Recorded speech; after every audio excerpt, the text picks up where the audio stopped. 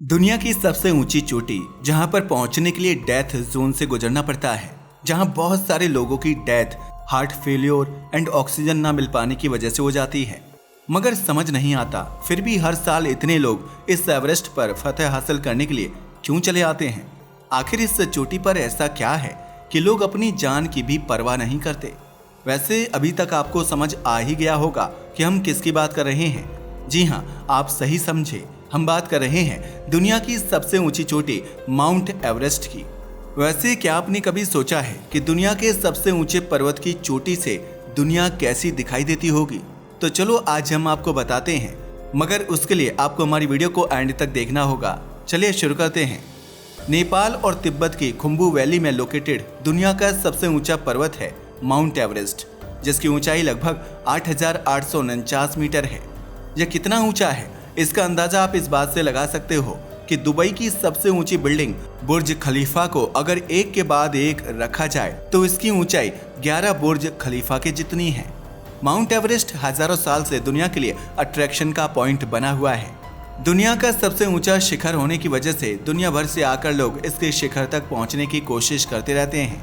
हालांकि वैसे तो इस पर बहुत सारे लोग जा चुके हैं, पर यहाँ पहुंचना काफी खतरनाक है। आज हम आपको बताएंगे कि यहाँ तक लोग कितनी मुश्किल से पहुँचते हैं और इसके ऊपर से क्या दिखाई देता है। मगर ये जानने से पहले आपको माउंट एवरेस्ट के फॉर्मेशन के बारे में पता होना चाहिए कि आखिर माउंट एवरेस्ट का निर्माण कब और कैसे हुआ था। असल में ये कहानी लाखों साल पहले की है, मगर इसके बारे में कुछ भी यकीन से नहीं कहा जा सकता। वास्तव में आज जिस माउंट एवरेस्ट की इनक्रेडिबल वाइल्ड लाइफ वर्ल्ड की सुंदरता को बढ़ा देती है, उस माउंट एवरेस्ट का निर्माण कब हुआ था यह समझने के लिए आपको आज से 250 मिलियन साल पहले जाना होगा। चलो आपको 250 मिलियन साल पहले की यात्रा पर लेके चलते हैं। तो एक्साइटमेंट की पेटी को बांध लीजिए, क्योंकि हमारा यह सफर रोमांच से भरा होगा। जैसा कि आप जानते ही हैं, आज दुनिया में हमें जो 7 कॉन्टिनेंट और ओशन दिखाई देते हैं, यह स्टार्टिंग में ऐसा नहीं था। पहले ये सब एक साथ जुड़े हुए थे, जिसे संयुक्त रूप से पैंजिया कहा जाता था। मगर इंटरनल फोर्स की वजह से धीरे धीरे पैंजिया सुपर कॉन्टिनेंट टूटना शुरू हुआ। ये पहले 2 भागों में टूटा और फिर कई भागों में टूट गया, जिसमें आज अफ्रीका, दक्षिण अमेरिका और उत्तरी अमेरिका मौजूद है। पहले ये एक ही पार्ट हुआ करता था, मगर प्लेट टेक्टोनिक्स के कारण इसके टुकड़े हो गए। और जैसे जैसे धरती के नीचे की प्लेट हिलना शुरू हुई तो आज का हमारा भारत अस्तित्व में आया, जो पहले अफ्रीका, पश्चिम अमेरिका और ऑस्ट्रेलिया का हिस्सा हुआ करता था।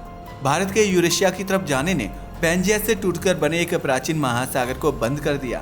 साथ ही उस महासागर में मलबा भर गया। जैसे ही भारत ने उत्तर की तरफ पुश किया तो उस मलबे में फोल्ड हुए और एक पर्वत श्रृंखला बनकर तैयार हो गई। ये सारी घटनाएं लगभग 60 मिलियन साल पहले हुई थी, जब लगभग 60 मिलियन साल पहले भारत के नीचे की प्लेट माउंट एवरेस्ट बनाने के लिए ऊपर की ओर बढ़ी थी। मगर कमाल की बात तो ये है, भारत आज भी आगे की ओर बढ़ रहा है, जिसकी वजह से माउंट एवरेस्ट की ऊंचाई आज भी बढ़ती जा रही है। जैसा कि हमने अभी आपको बताया कि हिमालय का निर्माण यूरोपियन प्लेट पर इंडियन प्लेट के लगने वाले फोर्स की वजह से हुआ था, और यह फोर्स आज भी लग रहा है। तभी तो वैज्ञानिकों का मानना है कि माउंट एवरेस्ट हर साल 4 मिलीमीटर ऊंचा हो जाता है, यानी कि यह 100 सालों में 16 इंच तक बढ़ जाता है। प्लेट टेक्टोनिक्स के कारण आज भी माउंट एवरेस्ट की लंबाई बढ़ रही है, इसलिए आगे यह कैसा दिखाई देगा इसके बारे में कुछ भी नहीं कहा जा सकता। वैसे माउंट एवरेस्ट अपने आप में बहुत ही खूबसूरत द वाइल्ड लाइफ हैबिटेट है। अगर बात करें माउंट एवरेस्ट पर एनिमल लाइफ की, तो आपको यहाँ पर लाल पांडा और हिम तेंदुआ के साथ साथ काला भालू भी देखने को मिलता है। माउंट एवरेस्ट पर सबसे पहले चढ़ने वाले इंसान का नाम एडमंड हिलेरी था, और माउंट एवरेस्ट पर चढ़ने वाले पहले भारतीय लेफ्टिनेंट कर्नल अवतार एस चीमा और नवांग गोम्बू शेरपा थे। लेकिन अगर बात करें सबसे पहली भारतीय महिला की जो माउंट एवरेस्ट पर पहुंची थी, तो उनका नाम था बछेंद्री पाल। इनका जन्म 1954 को भारत में हुआ था, और ये 1984 में माउंट एवरेस्ट की चोटी पर पहुंचने वाली पहली भारतीय महिला बनी थी। जबकि माउंट एवरेस्ट पर पहुंचने वाली दुनिया की पहली महिला एक जापानी पर्वतारोही थी। उनका नाम जुंको ताइबे था। वैसे इनके बारे में हम आपको एक खास बात बता दें कि ये सभी महाद्वीपों की सबसे ऊंची चोटियों पर पहुंच चुकी हैं। माउंट एवरेस्ट की ऊंचाई तो अधिक है ही, यहाँ पर ठंड भी बहुत खतरनाक पड़ती है। साथ ही यहाँ पर हवा का दबाव समुद्र से 70% ज्यादा होता है। इसलिए माउंट एवरेस्ट दुनिया का सबसे ऊंचा पर्वत होने के साथ साथ बहुत खतरनाक भी माना जाता है, क्योंकि यहाँ पर भयंकर सर्दी और कम ऑक्सीजन मौजूद है, जो माउंट एवरेस्ट को दुनिया के सबसे खतरनाक पहाड़ों में से एक बना देता है। मगर ऐसा नहीं है कि इस पर कोई चढ़ नहीं पाया है। असल में आज तक 4000 से ज्यादा लोग 9000 से ज्यादा बार माउंट एवरेस्ट पर जा चुके हैं। तिब्बती भाषा में माउंट एवरेस्ट को चोमोलुंगमा कहा जाता है। पर क्या आप जानते हो कि इसका मतलब क्या होता है? असल में इसका मतलब होता है धरती की माँ, और नेपाली भाषा में माउंट एवरेस्ट को सागर माथा भी कहते हैं, जिसका मतलब होता है आसमान का भगवान। और अगर इसके आधुनिक नाम माउंट एवरेस्ट की बात करें तो पश्चिमी देशों में एक जॉर्ज एवरेस्ट नाम का पर्वत मौजूद है, जिसके नाम पर इसका नाम माउंट एवरेस्ट रखा गया है। हमने अभी आपको बताया कि इसकी ऊंचाई 8,849 मीटर है, मगर किसी भी माउंटेनियर के लिए 8,000 तक जाना काफी नॉर्मल रहता है, क्योंकि उसे एक्सपीरियंस होता है। मगर असली चुनौती तो 8,000 मीटर के बाद देखने को मिलती है, क्योंकि यहाँ से शुरू होता है डेड जोन। माउंट एवरेस्ट यानी कि दुनिया की सबसे ऊंची चोटी इंसान के लिए किसी डेथ जोन से कम नहीं है, क्योंकि यह धरती से 8.8 किलोमीटर से भी ज्यादा ऊंचा है, जहाँ पर इंसान की नसें सिकुड़ने लगती हैं, सांस थमने लगती है और उसे दिखना बंद हो जाता है। साथ ही इंसान का दिमाग भी सही से काम नहीं करता।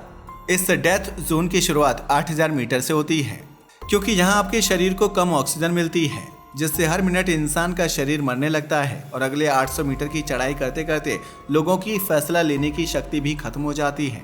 इसमें दिल का दौरा और ब्रेन स्ट्रोक आने की संभावनाएं कई गुना बढ़ जाती हैं।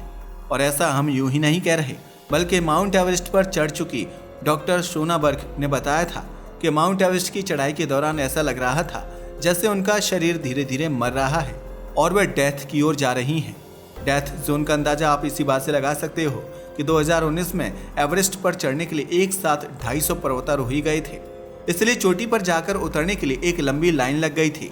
यह लाइन डेथ जोन में ही थी, जहां लोगों को ज्यादा देर तक इंतजार करना पड़ा था, जिसकी वजह से 19 लोगों की जान चली गई थी। इसके अलावा भी डेथ जोन में बहुत सारी डेथ हो चुकी हैं, मगर फिर भी इंसान एवरेस्ट पर जाता है। यह एक ऐसा क्षेत्र है जहां पर इंसान हर कदम पर मौत से मिलता है। यहाँ पर फ्रॉस्ट वाइट से बहुत सारी डेथ होती हैं। डेथ जोन के आगे बहुत तेज बर्फीली हवाएं चलती हैं। यह कितनी तेज होती हैं इसका अंदाजा आप इस बात से लगा सकते हो कि उनकी स्पीड 360 किलोमीटर प्रति घंटे से भी ज्यादा होती है।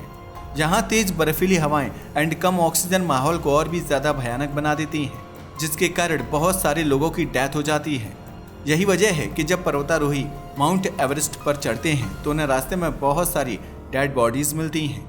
चलो अब आते हैं उस सवाल पर जो हमने सबसे पहले उठाया था कि आखिर माउंट एवरेस्ट की चोटी से आपको क्या दिखाई देता है। तो हम आपको बता दें कि जब तमाम कठिनाइयों के बाद पर्वतारोही माउंट एवरेस्ट की चोटी पर पहुंचते हैं तो उन्हें 300 से 400 किलोमीटर तक क्लियर नजर आता है। माउंट एवरेस्ट के टॉप से आप लगभग 360 डिग्री तक देख सकते हैं। वेस्ट की तरफ उन्हें नजर आता है पंगबोचे गांव, जो लगभग 13,000 फीट की ऊंचाई पर स्थित है। नॉर्थ वेस्ट की ओर चोयू पहाड़ी दिखाई पड़ती है, जो लगभग 2,600 फीट ऊंची है, और इसी पहाड़ी की घाटी में दिखाई पड़ती है दुनिया की सबसे ऊंची झील, जिसका नाम है चोला शो लेक। यह 5,234 मीटर यानी कि 17,000 फीट की ऊंचाई पर है। और अब अगर बात करें नॉर्थ वेस्ट की, तो माउंट एवरेस्ट से नॉर्थ वेस्ट में दूध कोशी नदी दिखाई देती है। यह दुनिया की सबसे ऊंची नदी है और इसका ओरिजिन भी माउंट एवरेस्ट पर ही है। यह 71 किलोमीटर नीचे उतरकर तिब्बत से नेपाल में एंटर करती है। असल में दूध कोशी नदी बहुत ही ज्यादा खास है, क्योंकि भारत की कई सारी नदियां दूध कोशी से निकलती हैं, जिसमें शामिल है गंडक, घाघरा और कोसी नदियां। अब साउथ वेस्ट दिशा की तरफ आते हैं। माउंट एवरेस्ट से साउथ ईस्ट दिशा में माउंट एवरेस्ट पर चढ़ाई के लिए बसाए गए बेस कैंप नजर आते हैं। इनमें दो सबसे फेमस हैं, Orsho base camp and Dingboche base camp. यह बेस कैंप बहुत खास इसलिए है क्योंकि दुनिया के लगभग 80% पर्वतारोही इन्हीं बेस कैंप से माउंट एवरेस्ट की चढ़ाई की शुरुआत करते हैं। अब अगर और नजर घुमाएं तो माउंट लोत्स से नजर आता है। यह तिब्बत में है, जिसकी ऊंचाई लगभग 28,000 फीट है। यह माउंट एवरेस्ट, K2 और कंचनजंगा के बाद दुनिया का चौथा सबसे ऊंचा पर्वत है। वैसे हम आपको बता दें कि इसी पर्वत से नेपाल और चीन की बॉर्डर भी गुजरती है। साथ ही माउंट एवरेस्ट से आपको नेपाल चीन बॉर्डर के पार की काफी सारी पहाड़ियां भी नजर आएंगी।